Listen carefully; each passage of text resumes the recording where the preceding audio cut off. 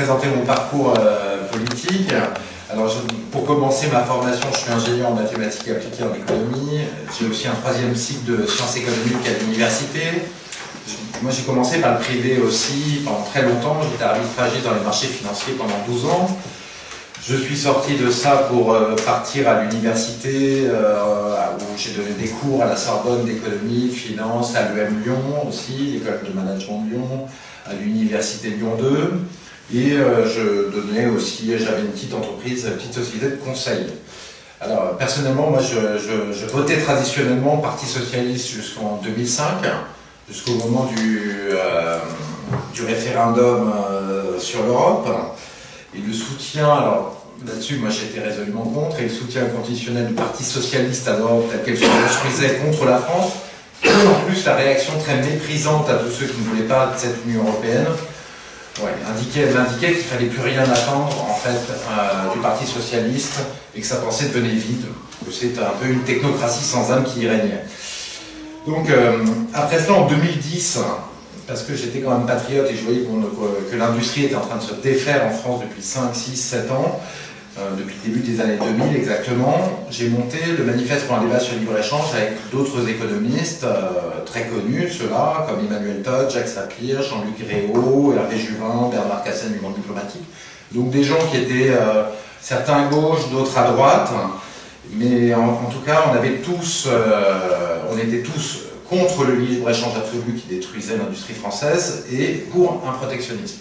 Donc on a monté ensemble un sondage avec l'association, le premier sondage de protectionnisme qui s'appelait Les Français, le protectionnisme et le libre-échange. Qui montrait que 70% des Français voulaient du protectionnisme à l'opposé de leurs élites politiques.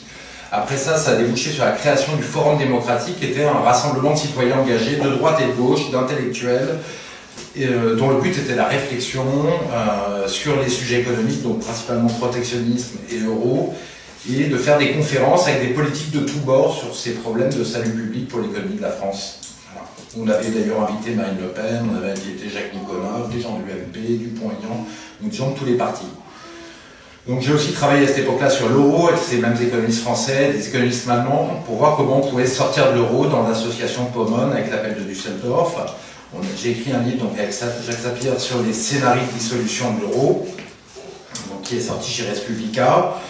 Un autre sujet qui me passionne, c'est l'écologie, puisque j'ai fait un livre, à la suite de ça, j'ai travaillé pendant quelques mois, 6 mois sur la transition énergétique, pour voir où on en était, si c'était possible de la faire et à quel prix. Et j'ai sorti un livre chez Fayard qui s'appelle La transition énergétique, une énergie moins chère et 1 million d'emplois créés.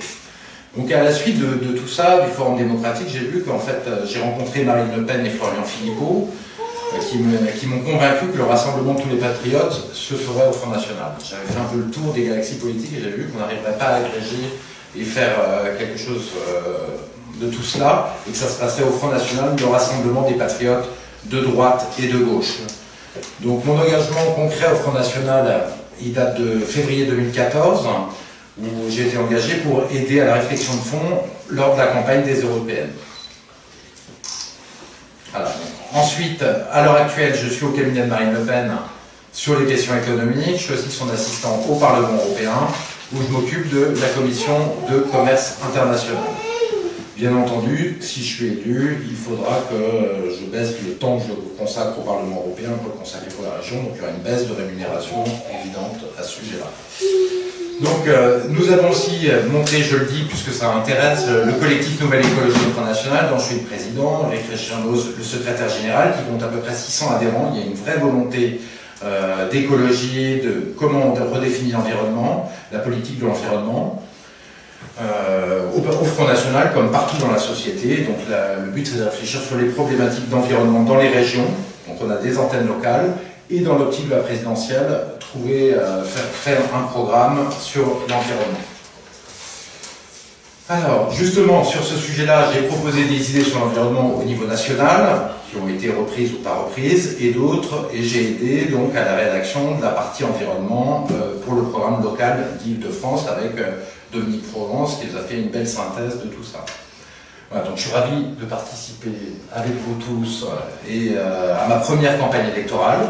Donc avec le Front National en Île-de-France, ravi d'aider notre tête de liste Jordan Bardella, Je vais reprendre le même sujet, mais je pense qu'il est important. C'est vrai que c'est la preuve d'une jeunesse qui aime son pays, qui est patriote et qui a envie de donner son énergie pour redresser la France. Ça prouve, tous ces jeunes au Front National qui ont plein d'idées, vous voyez, le discours de Jordan a été très bon, très intelligent, ça prouve qu'il y a une vitalité dans notre pays, qu'il a une chance de s'en sortir, enfin, malgré toutes les difficultés actuelles. Et alors, en parlant justement du collectif patriote, sa volonté que les banlieues reviennent aux valeurs de la République, avec leurs droits et leurs devoirs aussi, c'est quelque chose de fondamental, que la sécurité, la justice, la laïcité soient rétablies, que l'éducation soit relevée, c'est absolument essentiel, c'est ce qui permettra à tous les Français de ces banlieues d'avoir leur chance de réussir par la méritocratie, comme tous les autres. C'est aussi ce qui permettra, à mon avis, à la République de reprendre corps dans ces territoires. Et je remercie Jordan d'animer toutes ces actions. Merci. Une question peut-être par rapport donc à l'environnement. Qu'est-ce que vous en pensez, vous, de la proposition d'instaurer une écotaxe régionale pour taxer les poids lourds et développer les transports dits propres? Vous en pensez quoi? Ça me paraît tout à fait intéressant. C'est vrai qu'on a plein de régions qui sont traversées par les poids lourds. Par exemple, d'ailleurs, une autre région, Paris, c'est un vrai problème, d'autant plus que ça concentre les poids lourds. Il y a des très vieux poids lourds qui roulent au diesel. Et le problème du diesel, c'est pas le problème des nouveaux véhicules, c'est le problème principalement des très vieux véhicules qui polluent 40 fois plus que les nouveaux. Donc c'est là où se situe le problème. Et c'est vrai qu'il y a un vrai sujet là-dessus et qu'il y a énormément de régions qui sont traversées par des tonnes de poids lourds. Il faut réfléchir à des propositions pour éviter cela. Notamment en Alsace, par exemple, les Allemands ont mis une écotaxe de leur côté de la frontière, d'une certaine manière. Nous, on n'en a pas et tous les camions circulent en Alsace. Donc c'est un problème à la fois local et national. Merci.